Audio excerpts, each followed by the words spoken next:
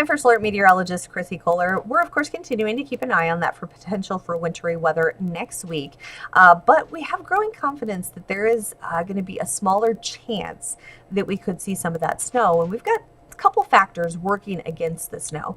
Now, yes, you do need cold air in place to get snow. In fact, you want the temperatures to be below freezing. So we're definitely going to have that. But keep in mind, the best and the fluffiest and the lightest snow happens when the temperatures are close to the freezing mark. So we're talking low 30s for temperatures there. Once you start to get even colder temperatures in place, that's actually going to cut down on the size of the snowflakes and make it more of an icy snowflake rather than those like fluffy snowflakes.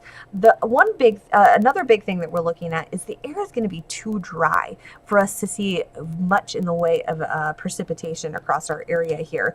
And then on top of that, the area of low pressure that's going to push some of that trends over the last couple of days.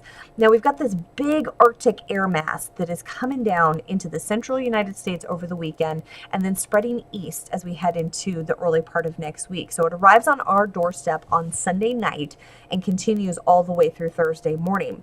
There's a high pressure out of the central U.S. that's helping to pull all that cold air from Canada down into the majority of the U.S.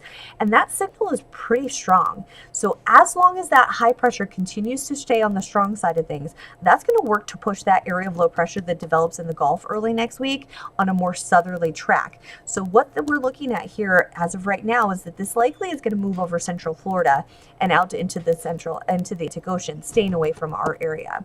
On top of that, we've got this very, very dry air moves in as we head into the early part of next week.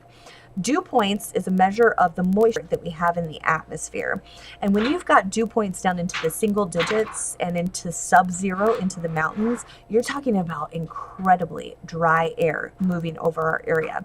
Not to mention the fact that there's a difference between the temperature